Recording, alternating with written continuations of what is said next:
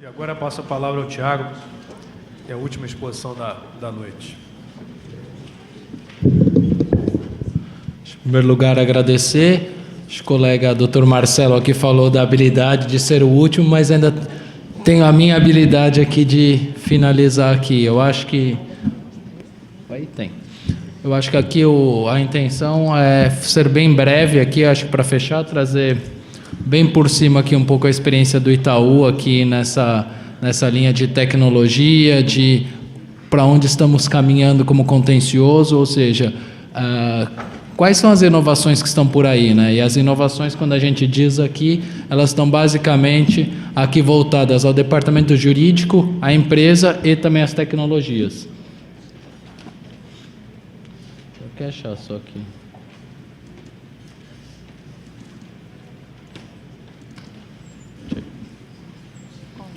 Você entregou para ela? Tá aqui.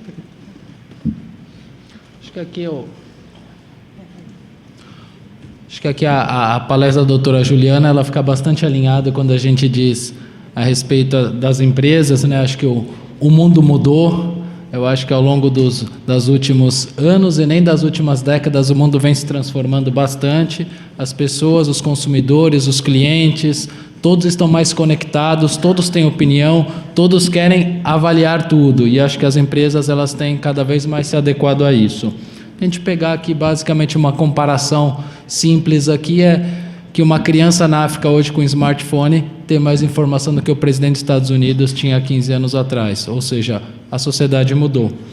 Eu acho que essa revolução tecnológica também trouxe desafios aqui para o mundo jurídico. Aqui apenas pequenos exemplos aqui. Blockbuster versus Netflix, se a gente for falar táxi versus Uber, SMS versus WhatsApp, ou seja, todas essas discussões aqui, elas também têm alguma questão comercial e jurídica. E qual que é nosso papel enquanto advogados de contencioso neste mundo que está se transformando? Queria deixar aqui basicamente, acho que 3 lições para vocês aqui. Estou passando basicamente aqui para vocês, acho que 3 pilares aqui da inovação no contencioso. Acho que o primeiro pilar aqui está sendo bastante discutido, que é a desjudicialização. O segundo pilar é a tecnologia propriamente dita. E o terceiro é a reputação da empresa. Eu acho que sem esses 3 pilares aqui, nós não vamos ter sucesso enquanto empresa, não teremos sucesso enquanto departamento jurídico contencioso das empresas.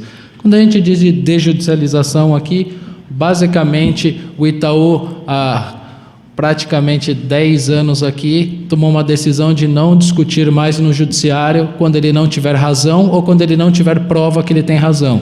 Então, no início, isso, nos idos lá de 2010, isso direcionava quase que 30% de tudo que entrava contra Itaú para a defesa e 70% para acordo. Ou seja, errávamos muito ou tínhamos poucas evidências de que não estávamos errando.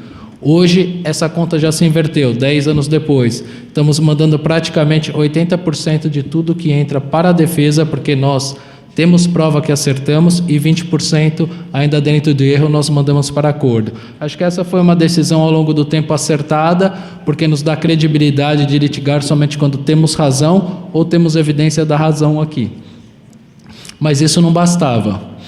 A gente procurou também fazer, como a doutora Juliana disse aqui, convênios com os tribunais, acho que se comprometendo aqui a resolver demandas com celeridade, a litigar de uma forma justa, com documento, subsídio específico para aquele caso, com escritórios preparados, treinados, sendo avaliados, para que tudo aquilo que nós estávamos fazendo dentro da empresa em transformação se materializasse também na ponta.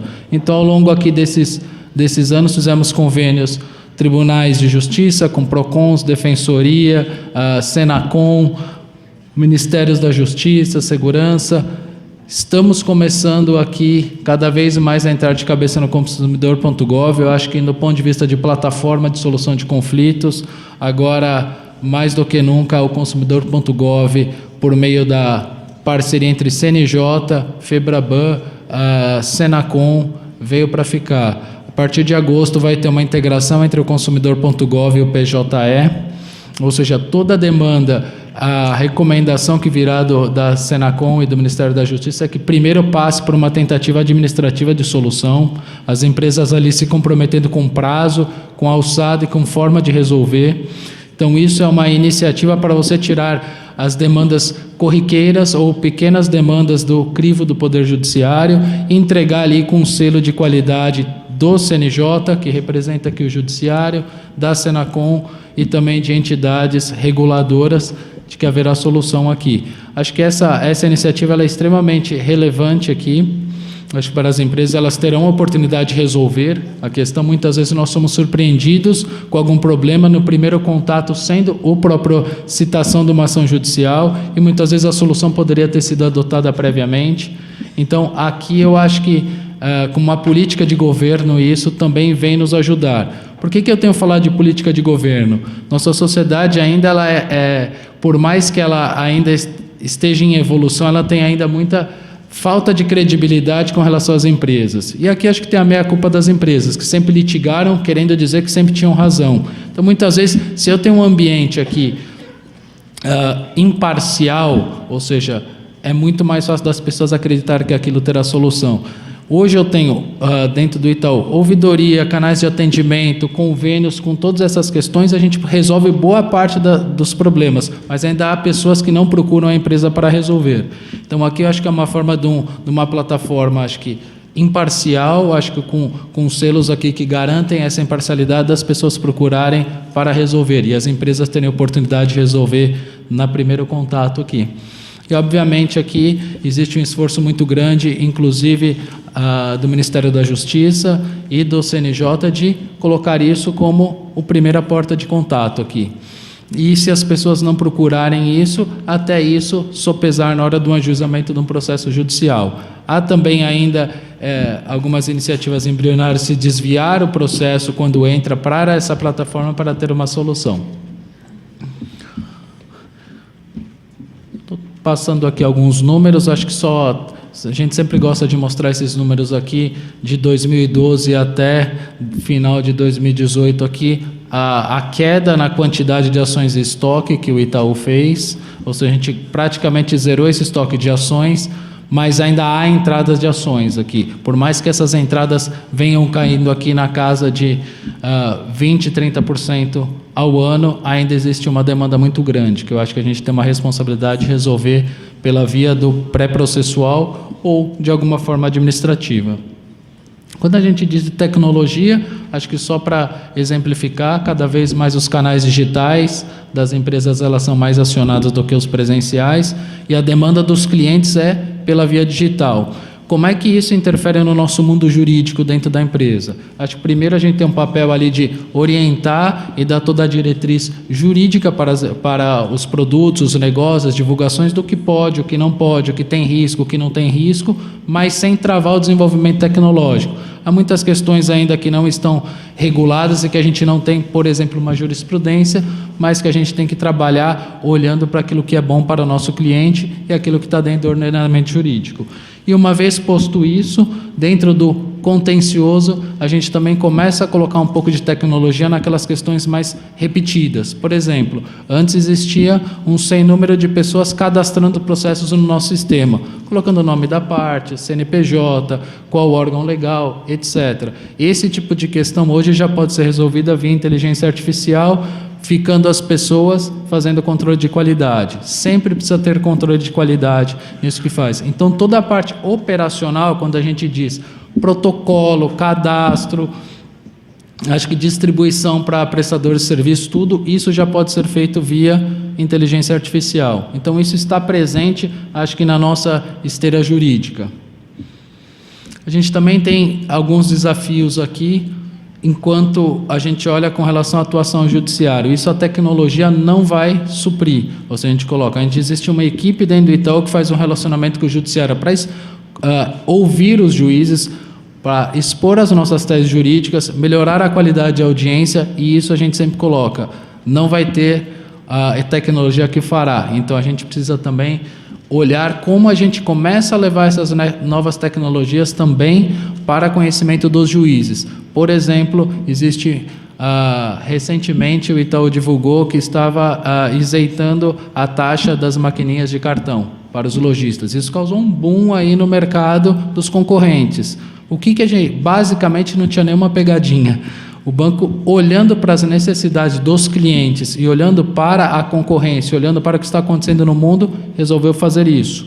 Está vindo aqui também um produto, está em teste aqui, que é você fazer pagamentos agora sem cartão, você não precisa ser correntista, basta estar com o seu celular. Como é que a gente faz isso? Como é que a gente leva isso para os órgãos de defesa de consumidor, para os reguladores, para o judiciário? Então, esse também tem um papel importante dos advogados internos do banco.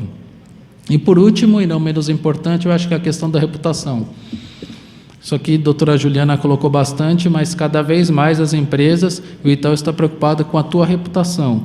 E quando a gente diz a reputação dele, aquilo que a gente faz hoje causa um impacto muito grande na sociedade. Então, como fazer isso com responsabilidade?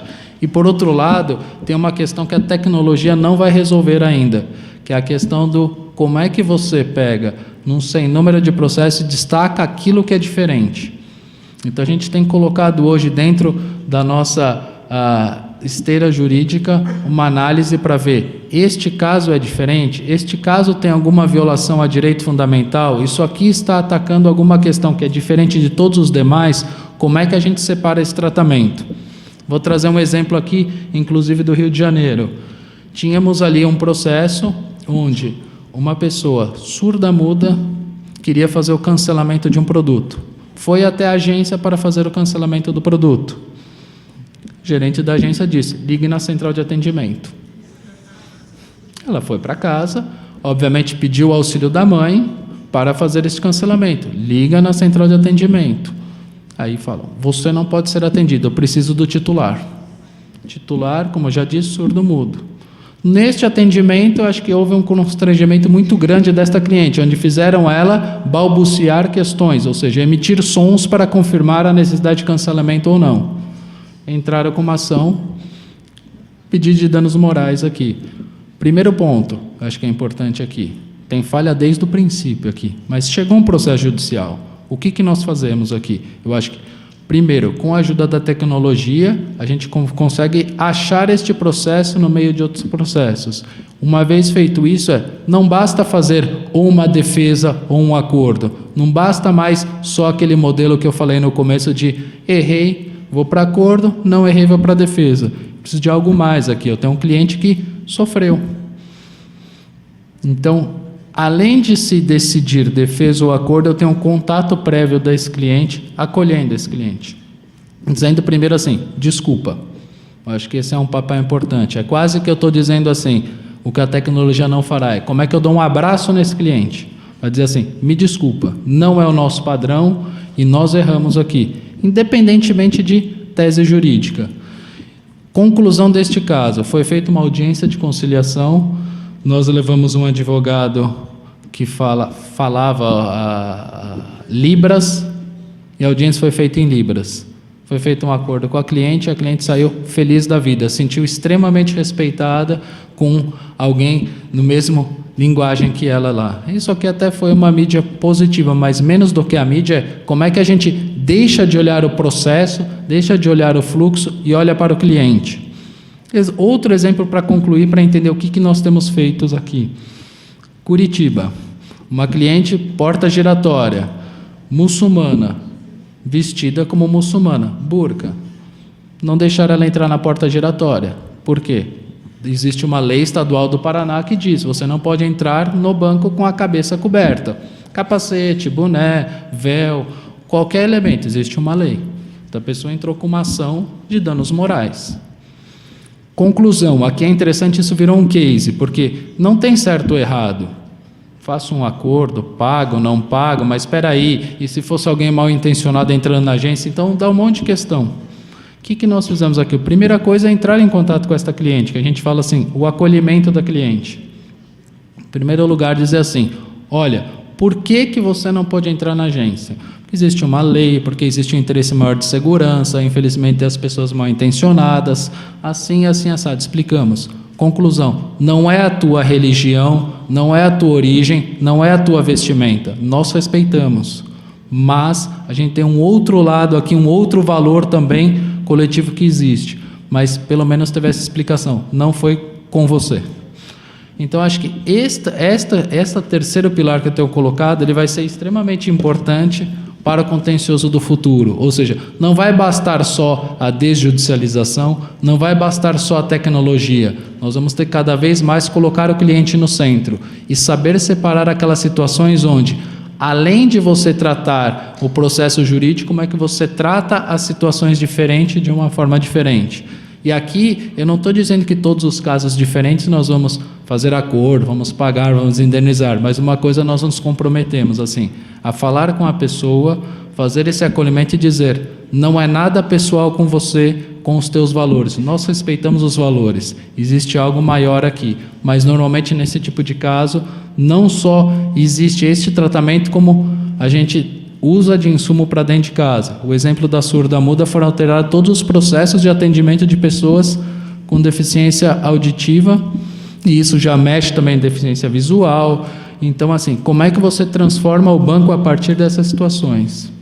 Basicamente isso para falar, agradeço a paciência de todos. Boa tarde.